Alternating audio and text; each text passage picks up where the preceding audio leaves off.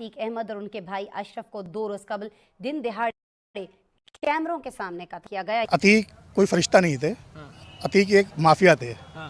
अब माफिया का अंत जो होता है वो इसी प्रकार होता है जैसे हुआ। एक माफिया जब पैदा होता है तो उसके नाम की एक गोली बन जाती है। वो गोली अब चाहे उसको किसी पुलिस वाले ने मारी हो और चाहे किसी अपराधी ने मारी हो, लेकिन गोली से ही मरता है वो। उनको लाके हॉस्टल मदरसे के गेट पे फेंक देते हैं। एफआईआर दर्ज नहीं हो पाती है। क्यों नहीं हो पाती है? किसका संरक्षण होता है उस पर? उस समय सांसद थे अतीक अहमद, विधायक थे अशरफ। आईएसआई वाले अतीक अहमद के घर में आते थे। ये एफआईआर में अतीक अहमद ने कबूला है। अभी जो उमेश पाल हुआ 24 फरवरी को जो के मारा, उस इन्होंने करवाया था। उसका इनका बेटा था असद, उसका तो हो गया था 1-2 अतीक अहमद और उनके भाई अशरफ के साथ बिल्कुल वैसा ही हुआ जैसा कि उन्होंने 2 हफ्ते कबल कहा था। अब इतने साल का इनका इतिहास तरीके से अतीक अहमद को लेकर पाकिस्तान में कवरेज दी जा रही है और पाकिस्तान में एक प्रकार से मुझे लगता है काफ़ी रोना रोया जा रहा है अतीक अहमद को लेकर। और एक छोटे से जो क्लिप में मुसलमान को दिखा आपने, वो इंडियन था, वो इंडियन मुसलमान था, तो अतीक अहमद के बारे में बात कर रहा था। पहले ये पूरा वीडियो देखते हैं, वीडियो के बात करते हैं अतीक अहमद ने कैसे खड़ा किया 10,000 करोड़ का एम्पायर, और विधायक सांसद रहते हुए इतना ज़्यादा पैसा कमाना इज़ क्वाइट टू इम्पॉसिबल। पहले देखते हैं वीडियो, प्लीज़ चैनल को। प्रेस के सामने बड़ी खबरें आई उसकी, अतीक अहमद और वो, यानी इतना वो तो मैंने इतनी खौफनाक वीडियो थी, मैंने अपने सोशल मीडिया पे भी शेयर नहीं करवाई वो देखने के बाद। तो ये, और फिर उसके बाद होता है ना कि जब ऐसा कुछ हो तो वो फौरन मार दिया जाता है उनको। तो वो सवाल जो उठ रहा है वो ये है कि क्योंकि मुझे आपके अंदर की पॉलिटिक्स में इतना ज्यादा वो नहीं देखती, ऑब्जर्व नहीं करती कीनली, तो लेकिन सवाल जो उठ रहे हैं वो ये है कि जी एक तो वो मुसलमान थे, और दूसरा ये कि उनको फौरी तौर पर पुलिस वहां पे मौजूद थी, तो उन्होंने जिन्होंने मारा उनको क्यों नहीं मारा, कत्ल किया? तो ये सर बताइएगा क्या है मसला, ये क्या हुआ? देखिए अतीक अहमद जो है, ये जो भी दुर्घटना हुई कल, ये दुखद है, नहीं होनी चाहिए थी। इस तरह की एक्शन का कोई कभी कहीं सपोर्ट नहीं है। The rule of the law should prevail, not like this. तो पहली बात तो मैं आपको क्लियर कर दूं, this is very unfortunate what has happened. अब इसमें 2-3 चीजें हैं, मैं आपको सिस्टमेटिकली बता देता हूँ। पहली बात है, अतीक और अशरफ के, अतीक के अगेंस्ट करीब 125 एफआईआर है। एफआईआर आप जानती है ना क्या होता है? First information report. अशरफ के खिलाफ ये है। अतीक 2 या 3 बार एमएलए रह चुके थे और एक बार एमपी रह चुके थे। ये समाजवादी पार्टी में एक मायावती जी पे हमला हुआ था, बीएसपी की लीडर, उनमें इनका हाथ था। लैंड ग्रैबिंग का हाथ था, और मल्टीपल केसेस इन पे थे। और पूरा ये मतलब एक और लॉर्ड टाइप था अतीक अहमद और भाई अशरफ। अभी जो उमेश पाल हुआ 24 फरवरी को जो के मारा, उस इन्होंने करवाया था।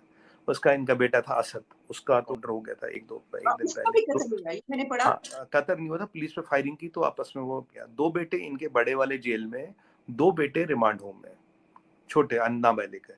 इनकी वाइफ भी को अक्यूज्ड है, वो भी फरार है बाय द वे, शाइस्ता।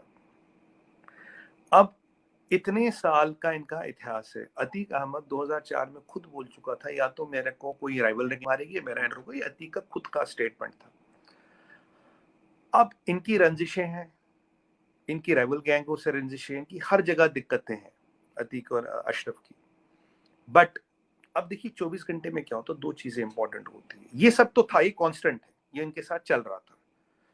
अब 2 चीजें क्या कांस्टेंट होती है? 2 चीजें कांस्टेंट ये होती है कि सबसे पहली एक चीज होती है, अतीक ने 24 घंटे पहले एक बड़ी सेंसेशनल रेवलेशन दी थी।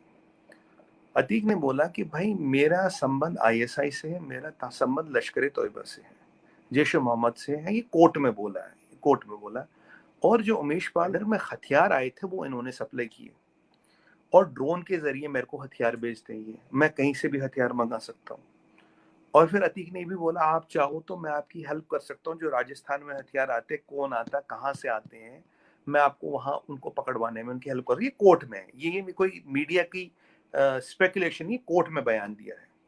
दूसरी चीज बताओ आपको, 3 चीजें हैं। दूसरी चीज, अशरफ ने एक चिट्ठी लिखी है, सील्ड एनवेलप, बोला एक योगी आदित्यनाथ जी को जाएगी, एक चीफ जस्टिस ऑफ इंडिया को जाएगी, और एक chief justice of high court को जाएगी। उसमें कुछ रेवलेशन है कि अगर मैं 10-15 दिन में मारा जाऊं या कुछ हो जाए, ये इन 3 चीजों तक 3 बंदों तक ये चिट्ठी पहुंचाए। उसमें क्या है मुझे नहीं पता। तीसरी चीज आपको बताऊंगा 24 घंटों में क्या बदला।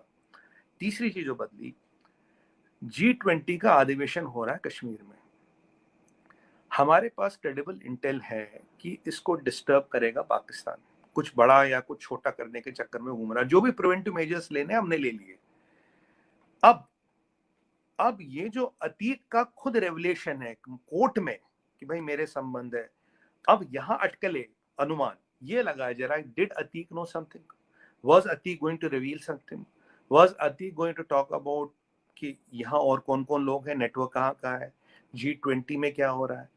बाकी जो उसकी गैंग, देखिए उसकी जान को हमेशा खतरा था, तो उसकी जान का हमेशा खतरा है, बट ऐसा क्या हुआ कि अतीक को छुप कराया गया इतना रिस्क लेते हुए पुलिस वालों के सामने, और तीनों शूटरों ने सरेंडर किया, और तीनों शूटर कह रहे हैं जी हमने तो फेम के लिए किया, जो मेरा मानना है फेम के नहीं हुआ है, फेम के लिए मेरा पर्सनल मानना नहीं हुआ है।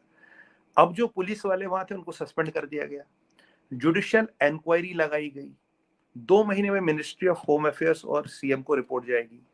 क्योंकि आलके जी मुझे लगता है, और ये जो चिट्ठी वाला मैंने आपको एंगल बताया कि अशरफ ने चिट्ठी लिखी है, उसके वकील ने आज बोला कि मुझे इन 3 लोगों तक पहुंचानी है। अब क्या अशरफ या अतीक कुछ बड़ा खुलासा करने वाले थे, क्या कोई बड़ा नेटवर्क मिलने वाला था?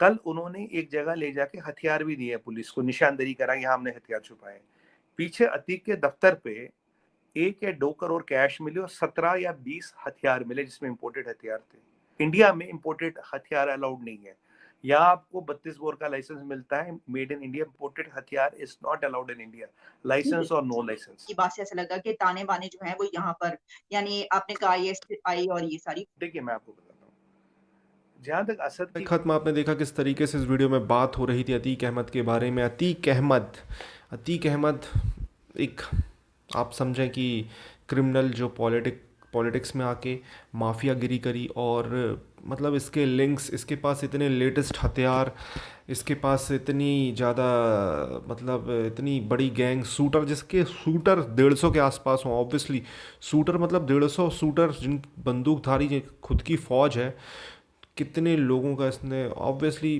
कोई बिजनेसमैन तो था नहीं है कि कोई बिजनेस करके इसने कुछ इनोवेशन किया हो या कुछ प्रोडक्ट यहाँ का वहाँ रिटेलर ये वो, मतलब सीधी बात है।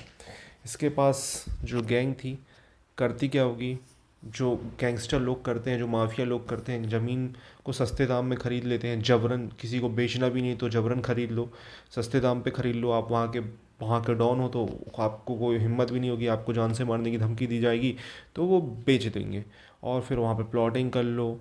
ऐसे ही सीन कर कर के बड़े बड़े लोगों से पैसे मांगो, रंगदारी वसूली, ये सी चीज़ें कर कर के, और क्रिमिनल सुपारी और बड़े बड़े ठेके ले लो, हर चीज़ पे कब्जा कर लो।